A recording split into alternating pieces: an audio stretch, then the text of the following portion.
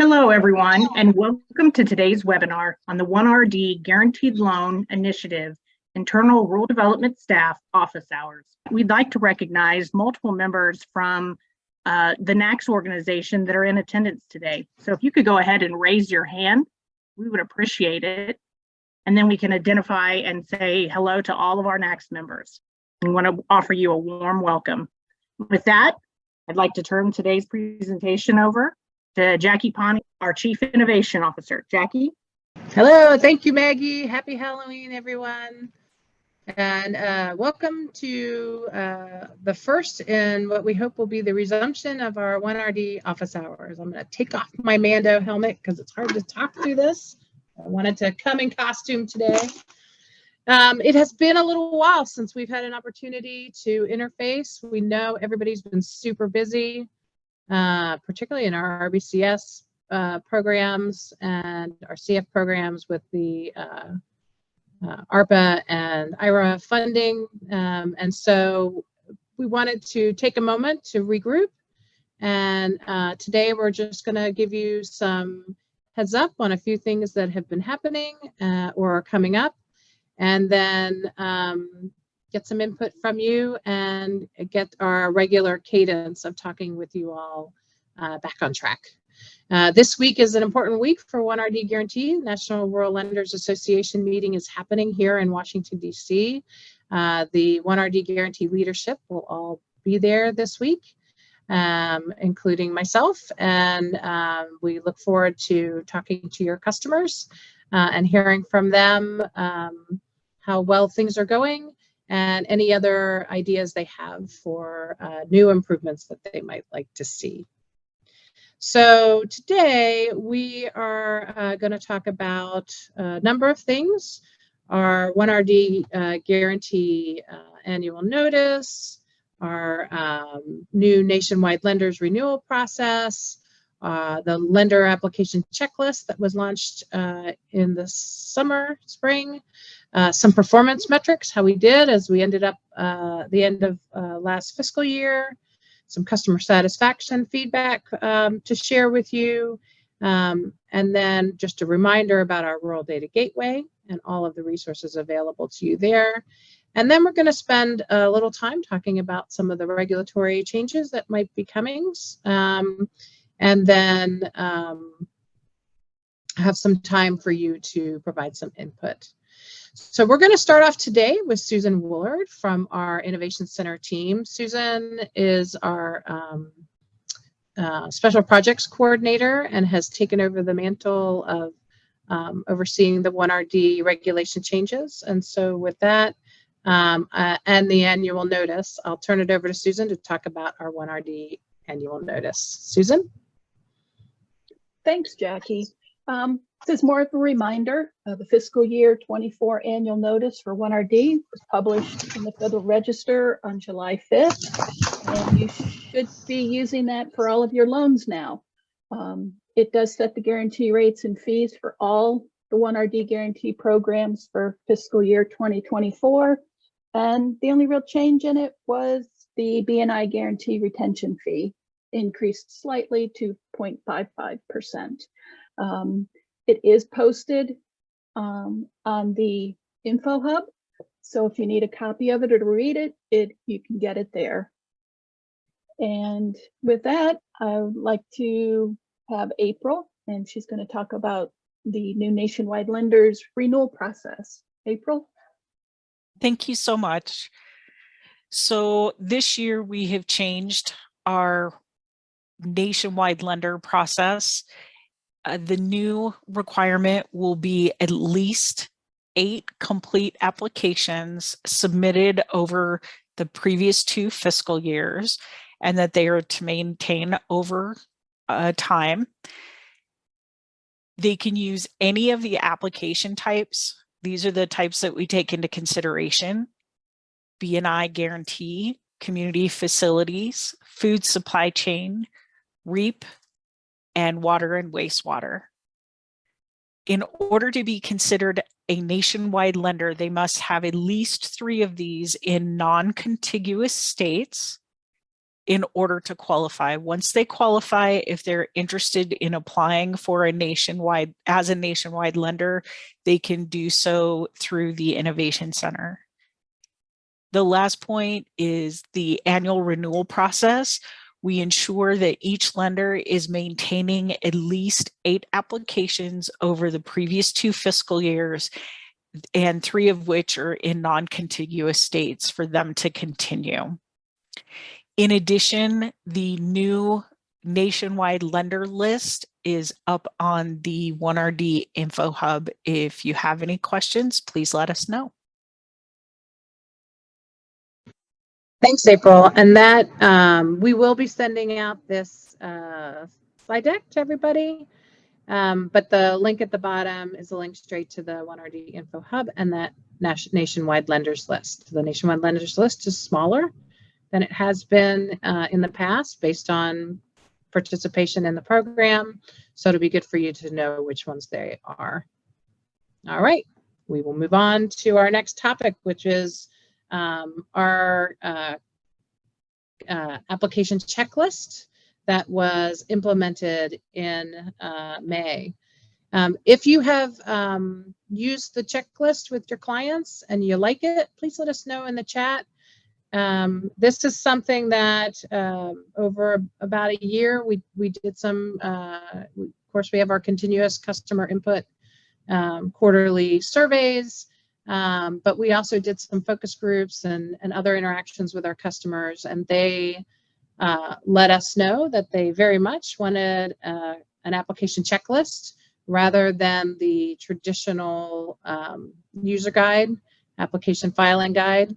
And so want to thank those of you who helped us design and build this checklist.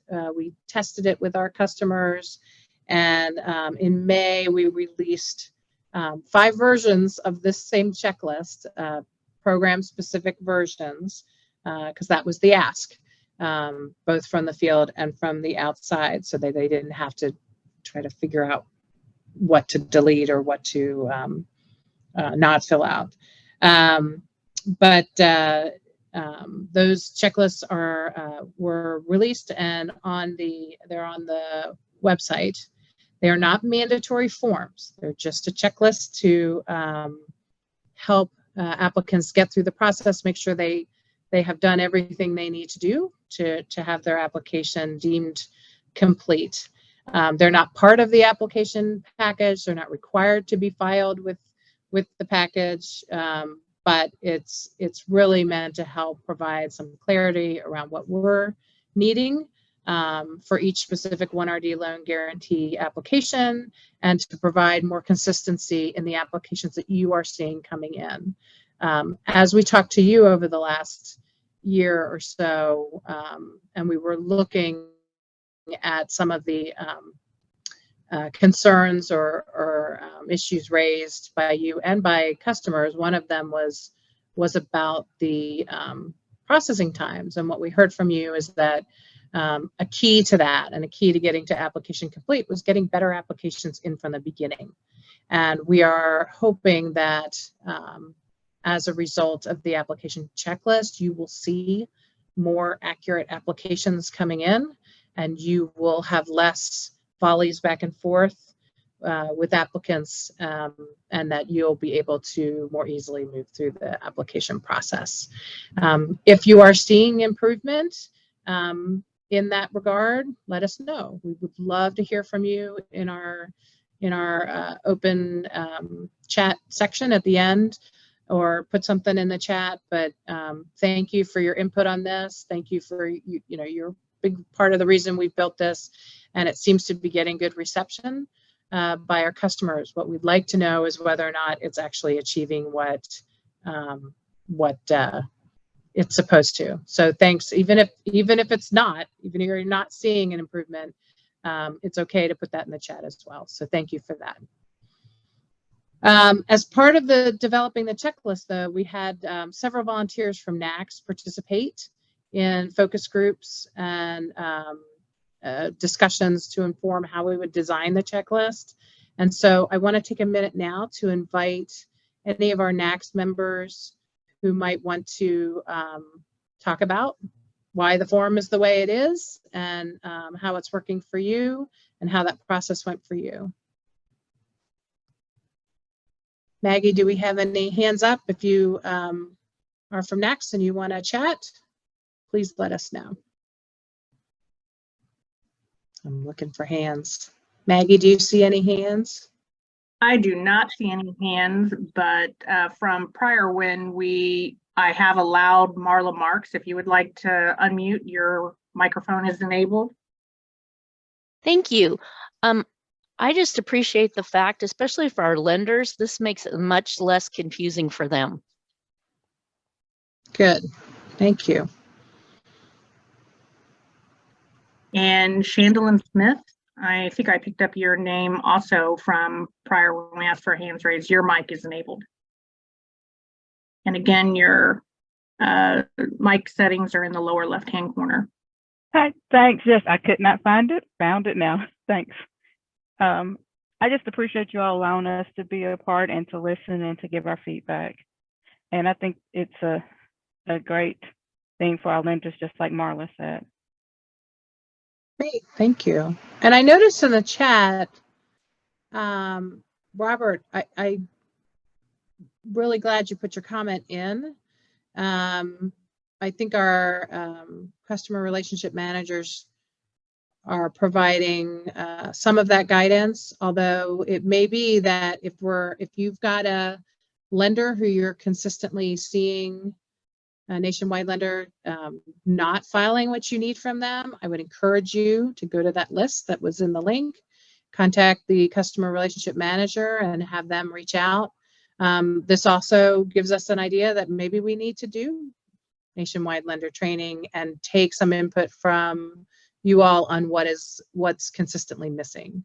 If others are seeing this as an issue and there are particular types of documents that are missing, let us know. You can let us know here or privately through the CRMs or through our 1RD mailbox, and we will be happy to follow up on those.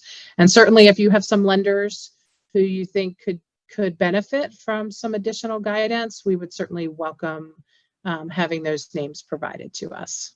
Okay. All righty. All right, we are going to move on. I'm going to pass it to Lauren Rayburn. Lauren works in our customer experience team in the Innovation Center, and she has been the lead on our customer surveying. And so each quarter she's been talking virtually to our customers and doing some follow-up. She's going to share with you where we are metrics-wise and what the CX outlook looks like. Lauren? Thank you, Jackie. And so to help everyone kind of understand where CX fits within the whole at-large scheme of things within rural development, right now, rural development has a strategic plan, which includes 2 key performance indicators that are tied to customer experience or CX. And all of this is reported up to the deputy secretary level, which is why it's so important for us. And so the 2 key metrics that we measure and look at are processing times. And so in particular, that's when the agency accepts a complete application all the way until the time that a conditional commitment is issued. And then we also look at customer sentiments, in particular as they relate to overall satisfaction. And so right now we're going to focus on the first one, which is an operational metric. So again, processing times. And on the right-hand side of the screen, you can see here that the KPI that we had for last fiscal year was a target of 55%. And that 55% refers to the percent of applications processed within 30 days or less. And so as we look at this, what we saw was that overall, unfortunately, RD did not meet its overall target of that 55% across the entire fiscal year. However, we did have one exception, which was WEP, which did surpass that at 57%.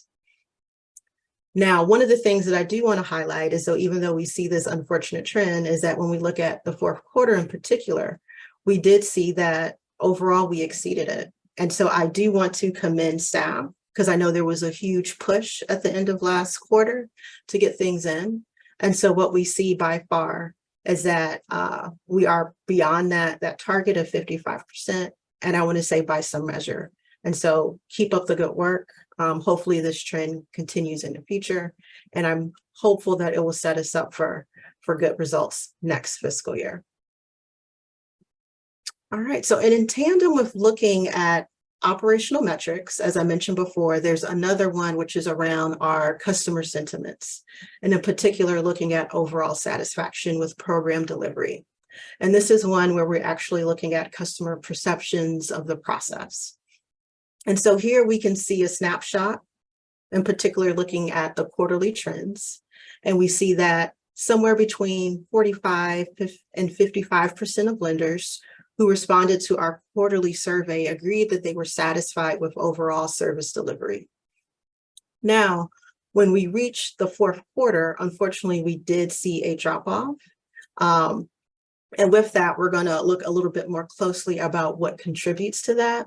But overall, what we are seeing is that year to date, we're looking more at 46% of lenders being overall satisfied with their experience, although we do have this target of 65%. And so on that quarterly survey, in addition to looking at overall satisfaction, we look at some other metrics as well. And so if we can go ahead and move to the next slide. And you can see here, I know there's a lot of numbers, but what we've tried to do is kind of point out the areas where there's been some change worth noting. And so in the green column, you can see there that we have our fiscal year 2022 results overall for that period. And then we also have our fiscal year 23 results in the middle, looking at all the results. And then that last column in blue, looking specifically at Q4 results. And so in general, we do see a decline of about 5% in overall satisfaction.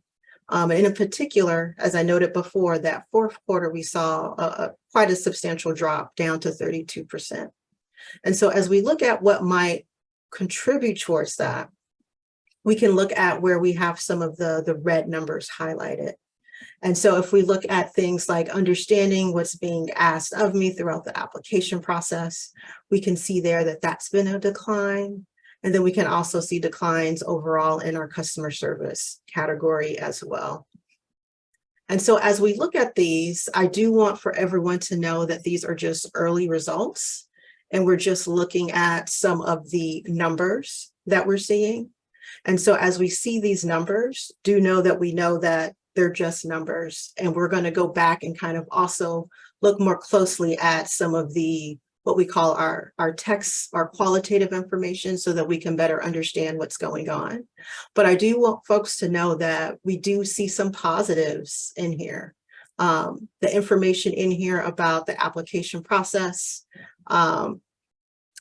in particular around being able to find what folks need, being able to find resources on the website. We do see a tick up, which is nice.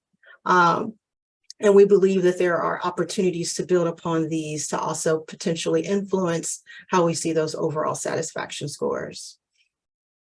And so with that, one of the things that I want for folks to know is that, again, these are early results. And as we move forward with next steps, and if we can go to the next slide, I'm going to cover those in a little bit.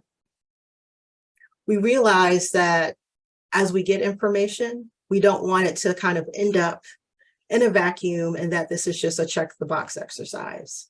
The importance of interfacing with customers and listening and understanding their experience is to make sure that we can use that to inform potential policy changes and process improvements that would not only improve the customer experience, but we believe also would improve the employee experience.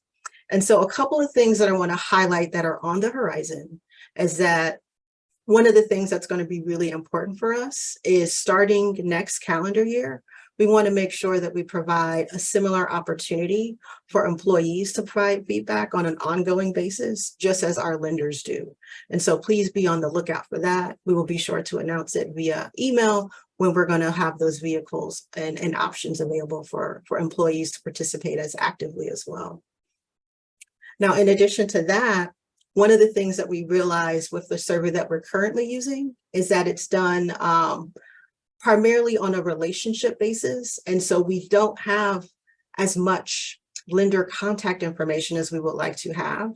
And so one of the things that will make us improve the way that we're getting our response rates up and make sure we have good survey health and good data that we're relying on is to make sure that as folks are inserting information about each application and whatnot, that we're also including as much information about lender contacts as well. And in particular, that's names and that's email addresses, and that information can be in GLS, CPAP, and other related systems, because oftentimes that is where we're getting information from. And so if you can help in doing this, that would be incredible, because that's the way too that we can make sure that we reach the widest net of folks. And in particular, what we want to do is make sure that we're also reaching in-state lenders, so those who are not of that nationwide lender status, because we know their experience is vitally important for us to understand. And we want to make sure that their perspectives are being captured in an equitable way. And up next, because we recognize that we don't just collect feedback just to do it, but to inform better decision-making and those policy changes and whatnot. And Jackie, I see you unmuted yourself. Would you like to chime in right there? Oh, no, sorry. I'm just jumping ahead. You're going to Susan next, so I'll wait. Okay. One of the things that I want to highlight is that as we get this feedback, we are using it to inform those changes. And so one of the things that the CX team is doing is piloting a service design studio. Last year, we facilitated the process that led to the creation of those lender checklists that were mentioned earlier. And we are also in the process of creating what we call a Start Here webpage, realizing that some folks are looking for some more detail. And so that Start Here webpage will build upon the checklist, and it will be something that is going to be interactive on the webpage. And we're quite excited to partner with the Office of External Affairs on that effort. And so some of the things that we expect for this webpage to do would be, again, to highlight the steps that are needed to prepare a complete application, because we recognize that's very important. We plan to have links to applicable forms at each particular step, as well as identify the anticipated time and the quality of material that's expected at each step. And so hopefully it is our goal. Again, those checklists was kind of like a start one of trying to get more complete information and guidance out to lenders. We hope that this will be something that's even more intuitive and helps them understand the information that's needed in order for us to process quality applications. And so lastly, one of the things that we're also going to do, and this is that last bullet, is we recognize with all of this information that we have, that it's important to consolidate it, display it in ways that allows for folks to visually understand the journeys that folks go through, as well as use that information to recognize that all of our lenders are the same. And so we plan to also look at ways that we can segment the information to look at what is the experience of nationwide lenders versus in-state community lenders versus non-regulated lenders, so that we can get a very much holistic perspective of all the different experiences that folks have. And so with that, I'm going to go ahead and turn it over to Susan to talk a little bit about some evolutions for our regulations. Susan? And after 3 years of being virtual, you'd think I'd know to turn myself off mute. Well, we are 3 years into 1RD. And while we'd love to think it was perfect when we published it, we're now working on a second update. Go to the next slide, please. Thanks. It's on this, the update is on track for publication as the final rule with comment in December of this year. Big thing to remember is there are no major policy changes. The proposed changes include, as it's listed here, just providing some additional information and clarification to applicants. Where that's coming from is during a review of the instruction, a lot of the language that we had in there as instruction language turned out to actually be regulatory language. It was information that the applicant needed to know in order to file an application. So we've moved a large percentage of that language over into the regulation, as the second bullet tells you. And we corrected some spelling, grammar, punctuation, capitalization, cross references. And as a matter of fact, that last bullet probably takes up the majority of the space in this new update. If you find things like that, let me know, and we'll get them thrown into the next update, because it's a never-ending process. And here's a list of a few of the changes that are proposed. This is not all inclusive, but it does give you an idea of the type of changes that we do have in the regulation. And again, it is information that came right out of the instruction. And with that, I'm going to pass it over to Jackie so she can give you all an overview of the World Data Gateway. Yeah, just a reminder, hopefully you all have had a chance to go out to the World Data Gateway and check it out. We launched this last fiscal year, and it provides RD's obligation data. It's updated monthly. All the data is downloadable. It's got lots of ways to look at the data, slice and dice it, filter it. The one drawback we have right now that we hope to address this year is that it only includes projects that have been announced. And so you will notice that your B&I projects may or may not be on there. Your guaranteed loans may or may not be on there. We are working with OEA to get permission to push those out. But this is public facing, and we know that our customers are using it. We hope to have it fully updated with all of last year's obligations in it soon. And then I chair, along with Jim Barham, the Data Governance Board here at Rural Development. We're going to be talking with the board about a change in the protocol around this, because we know that our customers are very interested in seeing their investments on the World Data Gateway as well. As always with any of our data products, if you use it and you see something else you'd like to have, or you have a question, or you see something isn't working, just let us know. We're happy to talk to you about it and address those issues. We also have, I wanted to draw your attention, this is public facing. Internally facing, we have our 1RD suite of dashboards. Hopefully you are using that, and if someone from our group can pull the link for the dashboard landing page. It's just a reminder to bookmark this page. We're constantly adding to the dashboards that are available to you. For those of you who are working on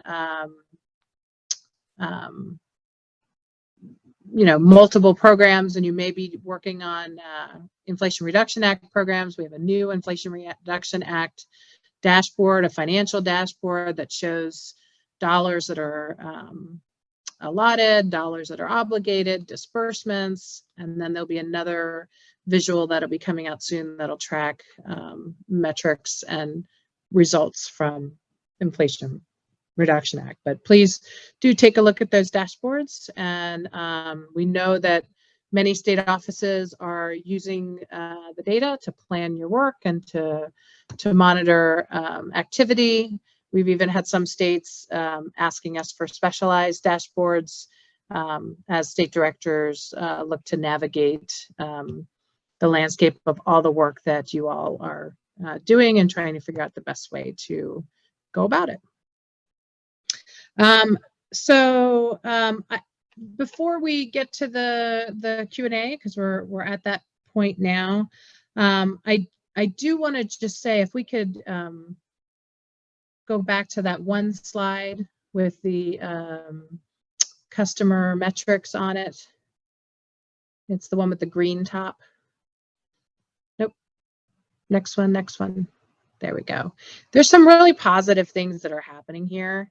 Here's what I know. Okay, so I don't want to be freaking out over numbers. There's nobody getting performance ratings based on these numbers. This is for us to have a sense of what our customers are experiencing and how best we can address it. And it may be something you can do to address it, but it may have nothing to do with you. It may have something to do with resources that are available. We know the field is understaffed. We understand the additional work that came your way with IRA and IJA and ARPA this year. And still our customers are saying we are trending in a positive direction on, you know, the guaranteed product. They like the 1RD guaranteed product. They're finding more and more that what they need and how to get to it. They're navigating the website better. They are easily finding points of contact that can help them. So there's a lot of good stuff going on here. I just want to take a moment to thank you. We know this was a major shift, and we know that you know, it's taken a little while for everyone to make the full transition in the middle of all this other activity. And we know how hard everyone has worked. So these numbers are encouraging to me. We do have some work to do and we will get there. I do hope someday we will have an automated system for you so that we're not working in these different piece parts. That was never our plan from the beginning. And I would, I hope that we'll have that for you and be able to get that started at some point. But just wanted to take a moment and to say thank you and to keep serving your customers as best you can with the resources that you have, and to leverage every opportunity in the 5001 reg to streamline and move through projects in the new model. Okay, so now we're going to turn, and actually I saw that, do we have, I thought I saw Aaron Morris and Mark Brzezinski on. Did either one of you want to hop on and say anything? I wanted to give you an opportunity since BNI and REAP are the largest volume. Aaron? Hey, good afternoon. Live from the South Building today. No, nothing to add. I want to thank the Innovation Center for their support with this afternoon's office hours. I want to thank all of you out there for your support and really helping deliver the programs.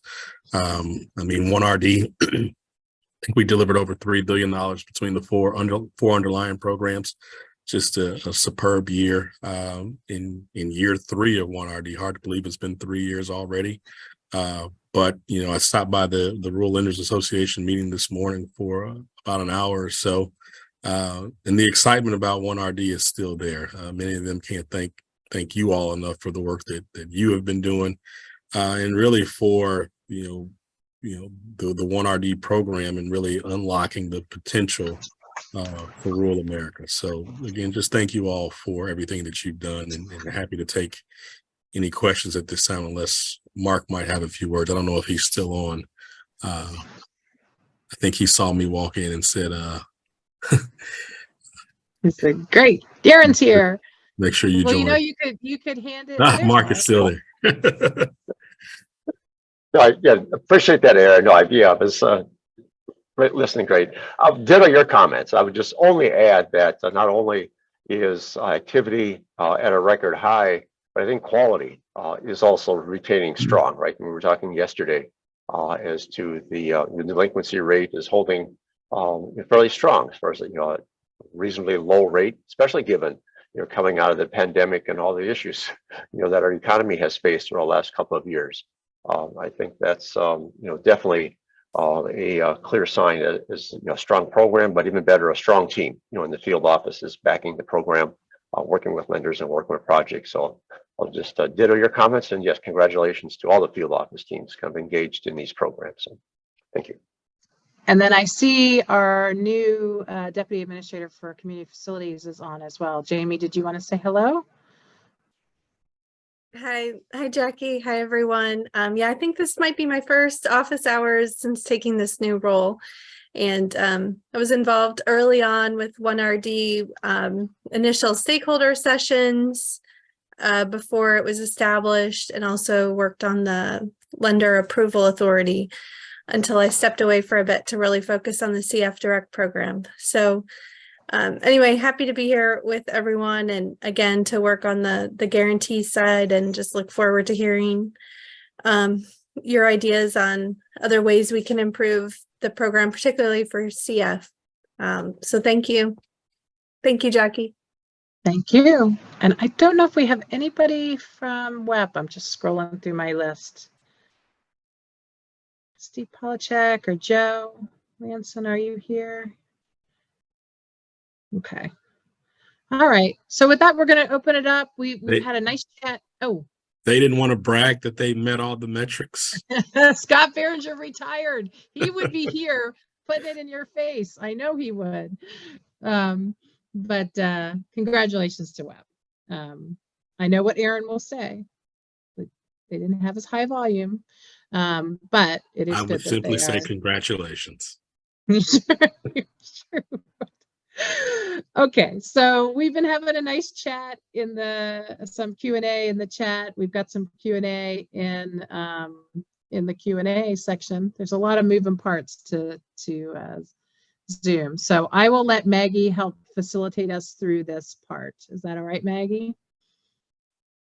Yes. If anyone wants to offer verbal questions, they can just raise their hand and we'll call on you in the order you raise your hand. And I see in the Q&A, hi Clint. Clint is asking about the future of funding for 1RD programs, especially BNI. You are absolutely right that demand is through the roof.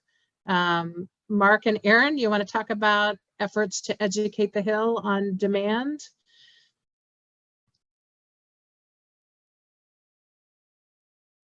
For funding? We can try, Jackie. There's ongoing conversations, right, as to various parties on the Hill. Of course, the lenders are also leading a charge in communications regarding the program. Trying to put more of an emphasis on the benefits, especially to the business and business level, and opportunities for the reprogram and others. So though right now we can't tell you where that's going to go. I mean, it's obviously we're under a CR. Waiting for a full year budget and trying to work forward. I will add though as to if you, it would help us if we have accurate information as to the actual demand, kind of the pipeline. So we encourage state offices to continue to screen through your applications listed in GLS. So Becky referred to some of the data we pulled, right? So the 1RD Info Hub has a little page of showing the amount of funds available, what's obligated, and what the pipeline looks like, so that those are accurate. We would like to make sure we're screening through applications that maybe are aged and withdrawn, not going forward, et cetera. Make sure those are pulled out, right, or they say closed out of GLS. I'll try to keeping those accurate. I think the more accurate information we can share with the Hill and with stakeholders as to what the demand is, the better off that we are working forward. But at this point, we'll just simply have to put on hold as far as kind of waiting to see what the budget will end up with for this fiscal year. Unfortunately, not any great news yet, but we're holding out. Fingers crossed. Yeah. Yes, I mean, we may get a full year CR and have the same level as last year, but we don't know what the final budget will look like for this year. We do know we're kind of bracing for some tight budget years, at least this year. So hang tight. I see here there's a desire that if there's going to be training there seems to be a lot of focus on multi-state lenders. If there's training for nationwide lenders, I got to get my terminology right, that states want to be able to participate and hear what's being said. And I think we can work on that, no problem. I would be interested, for those of you who are putting comments in the chat, we may be reaching out to see what the issues you are seeing are, so that we can tailor the training and offer that training up and lessons learned to our nationwide lenders. But we'll follow up on that. April, anything else you'd like to add on nationwide lender training? Not required to, but I just thought I'd offer. Yeah, I don't have anything else. Okay. We can break out the obligation trends for multi-state. I think they may be on the 1RD dashboard. I got to go back and poke through it.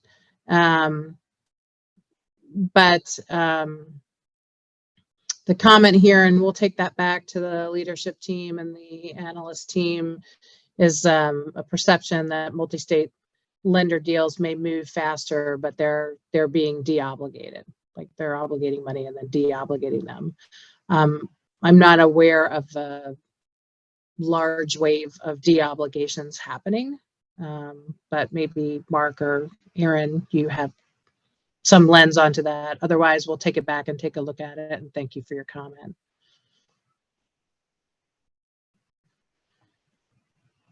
Okay. I'm sorry, Jackie, large wave. What was the question again? The question, the comment was sometimes multi-state lenders may be faster on the front end, right? More sophisticated filers, but this particular commenter was seeing de-obligations happening on the back end.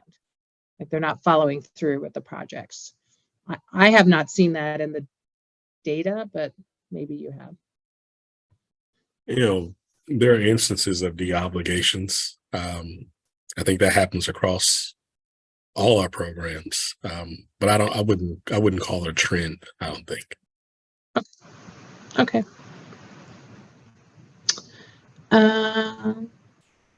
April, we have a question for you.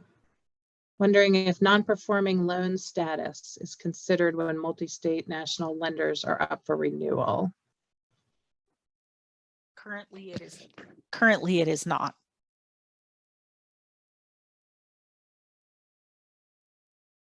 Okay.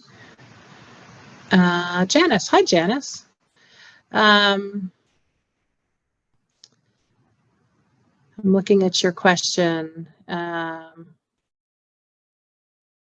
You had an application filed under direct, and the application was not eligible under direct and was referred to BNI. Oh, it was a direct CF that was referred to BNI.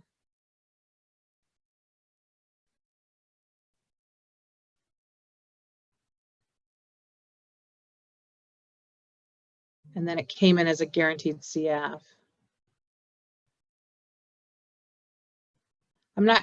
Janice, I think we'll follow up with you afterwards because I think this is a specific case, and we'll share it with Jamie, and we'll work through this with you. Okay.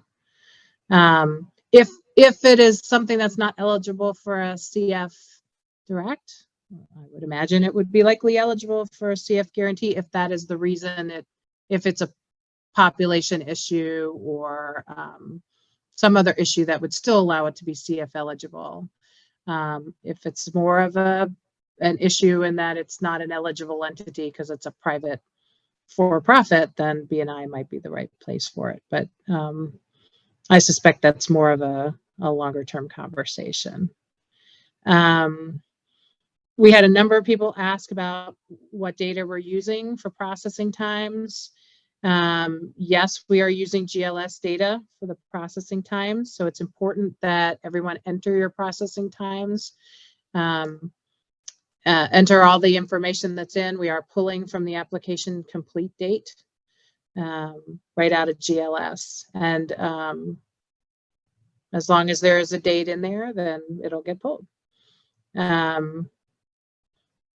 And someone is asking if the application is coded with an environmental pending, is that time frame excluded from the processing data? No, if you tell us that it's a complete application, it is complete. And that is the time frame we're tracking. Okay. Maggie, any other comments in the chat? After I told you I was going to let you do this, and then I just went and did it. Sorry. No Got on a problem. roll. No problem. We do have some questions surrounding GLS training. They're saying that there's a lot of loan specialists that, you know, have difficulty using GLS or haven't been trained. We haven't done GLS in a little while, but I thought was it about a year ago? Maybe 2. Maybe it's time for GLS training. So we'll take that back and talk to the leadership about getting that going. We know there's been turnover, and it's a great suggestion. Yeah, and we have some other comments here. It would be awesome to have a site that can guide lenders through the entire process. I think Lauren touched on that. Yeah, we would like to have that. We would love that too. We just got to find a way to automate that. And then going back to the nationwide lender training, they want to make sure that lenders are trained about the realistic processing time in completing and also adhering to the NEPA environmental requirements. Mm-hmm. Yeah, I saw that one in the chat. So absolutely. I did see a comment about PERs. I was curious on the comment was making sure that lenders were trained on what is considered a complete PER. I'm curious how many PERs we're actually getting in these days, considering they have the option under 5001 to not to certify and not file their PER with us. Hopefully, if they're submitting their certifications, we're not asking for a PER where it's not necessary. But on those cases where they choose to file the PER and go down that path, then certainly if we think we need more explanation on that, we can include that in general training, or maybe put together a PER sub document for them. Thank you, Jackie. And we also have a question here. Is there any plan for USDA to consider allowing lenders, borrowers to utilize tax returns for underwriting instead of year-end financial statements? That's a great question. I do not know the answer to that. Any of our leaders on the line want to comment on that? No, that's not under consideration at this time.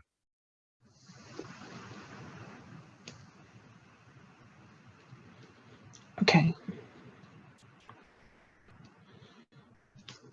I will say that, the rule allows if that is what's typical for a particular industry. I mean, let's take, ag, for instance. If that is typical for a particular industry, we do allow for, tax returns to be submitted. But by and large, we'll still be, accepting year-end financial statements. So, Aaron, do we think that's common knowledge across the staff of what industries that would be pretty common for? I think that would be the responsibility of the lender to provide that information. And by and large, I would say 95% of the time, what's common is year-end financial statements. There are a few industries where tax returns are acceptable, and the lender should be aware of that. Okay. Okay. Right, thanks, Aaron. We also have a very specific question here. What is the PN number from where RD Form 5001-1 with the revision date of 7/2023 was issued? I don't know if anybody's going to know that off the top of their head. I know. Susan will know. Not off the top of my head, no. I'm she will searching. get you an answer. Yes. Yeah, we'll get that to you. Thanks for the question.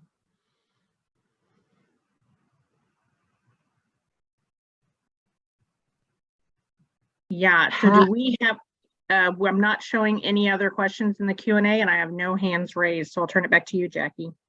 There is one question in there. When and how can a lender be told the application is considered complete?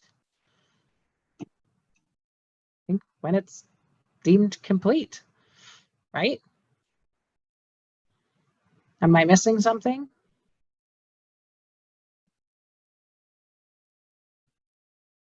And if you want to raise your hand and come off mute and, provide some more details, we can definitely get some more information surrounding the question.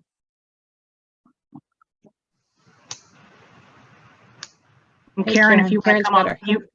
Yep. Yeah, that's me. We all know what is required for a complete application. And when I say we, I mean those of us that I work with. And when it's submitted, it can sit there ad infinitum till we hear anything back. But then when we do and we submit everything, we are not able, unless the individual that we are working with tells us the application is considered complete, or sends us questions as to, if you answer these, then it's considered complete. Is there a reason why that can't be across the board for everyone? Are we talking about nationwide lender applications? Or? No, I Not think we're just applications, talking, lender. I think, I think what Karen is trying to get at is just some accountability on our end as to when we received it, reviewed it, and determined that it was complete. We're talking about the timeline from, completed when we receive a complete application until when, a loan no guarantee is issued. And a lot of lenders just want to know when does that clock start? I don't think that it's too much to ask from us to receive some type of formal communication to let them know that, the agency has accepted an application, has been deemed complete. Oftentimes we do receive application materials and there's some back and forth between the lender and the agency about, additional materials that are needed. But when the agency has everything it needs to complete its review, I think Karen wants to know, well, when are we notified that? And so I think, managing timelines between them and their client, knowing that USDA does have a complete application from us, and we're just trying to, we're waiting on them to make a decision, so I think it's more of an accountability type question than anything. Would I be characterizing that correct, Karen? There's one other component to that. For example, some offices, and I say that in general because I don't want to point fingers, will take credit questions and say that your application is not complete because we don't have all the credit questions answered, when they do have all of the materials. And so they will stretch that timeline and say it's not complete because we don't have all these other things answered. Yeah, so I'm wondering, why is a credit question not outside of the application being complete? Because we give answers right away. So if I get a list of credit questions from one of the offices, or it comes, from the national office via a state office, I am able to turn around and answer all of those questions within a couple or 3 hours. And I know that all of my colleagues do the same thing, and then we hear nothing. And that's what we're trying to get at. I am of the opinion that if all of the application materials that we have listed out on the checklist have been submitted properly, then the application is complete. I think anything after that is just, we're looking for, clarification or we just have questions on the materials that have been submitted. But if all of the application material has been properly submitted, then the application should be considered complete. There's one more question. Sorry about this. Does that Oh, then no. mean that the 30-day clock starts ticking at that point? Or do you have to have all your questions answered before the 30-day clock starts ticking? Well, I don't want to characterize it as a clock. I mean, 30 days is our goal. And we're hopeful that we can, get from, submittal to, issuance of a loan note guarantee within that time period. So, we have a lot of staff here where if we characterize it as a clock, I don't know if it sends the right message. It is our goal to get this done within 30 days. But I think, once that application is submitted and is deemed complete, I think That is the 30-day window. there should be an expectation from our customers that we should complete our review as close to that 30-day timeline as possible.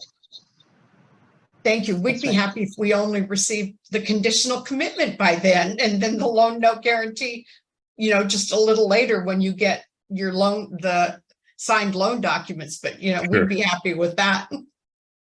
I think most lenders would. And if I said 30 days from complete application of loan note guarantee, I probably misspoke. I probably should have said conditional commitment. But I think yes, it's a reasonable expectation that we try to get as close to that 30-day window as we possibly can once we have a complete application.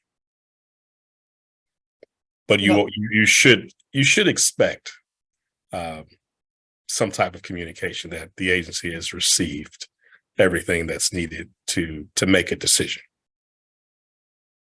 Well, that'd be great. That would be wonderful. I'd be happy camper with that, and so would my colleagues. Now, I appreciate the question. Thank you.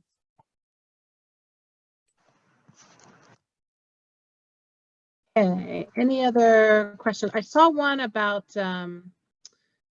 why we have a checklist that only has 4 items. I don't have any checklists that have only 4 items. I'm looking at the ones online. You can go right onto the website, and they are several pages long. Jackie, I'll I will- provide some additional context. I Okay. think the commenter was looking at the screenshots, the excerpts that we had on the PowerPoint slide, and likely not the full checklist. I think that's what happened. Yeah, so check out the checklist on the 1RD website. They're there. They're very comprehensive. They were field tested and customer tested, and so they should be there. That's in case you don't remember, which I'm sure you all do.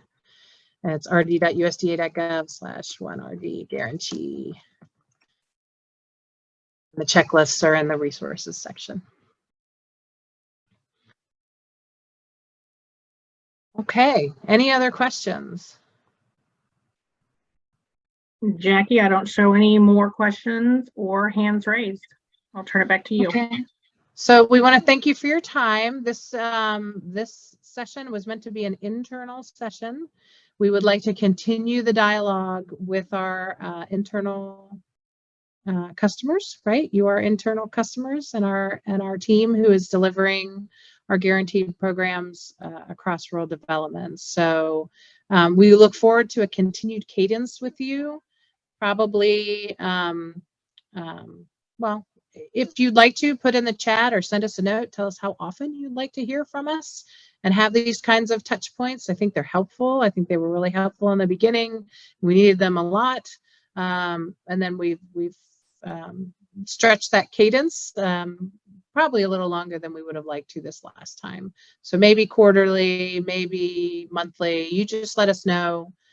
We might send a survey out just asking about this from the Info Hub. Please answer it and let us know. We don't want to bug you, but we also want to give you that two-way communication highway so that we can continue to make 1RD a terrific program. process and experience as possible. So with that, we will say thank you to everyone who participated today. Keep up the good work. Thank you for asking questions and making suggestions. Looks like we have a couple of really key action items and some training to plan for the year. And for those of you who made specific suggestions, we will likely be reaching out to you.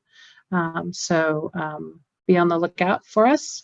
And with that, we'll say happy Halloween and happy new fiscal year, since we didn't see you until now in the new fiscal year. And we look forward to working with you for many, many years to come. All right. Thank you all. Have a great afternoon. Bye.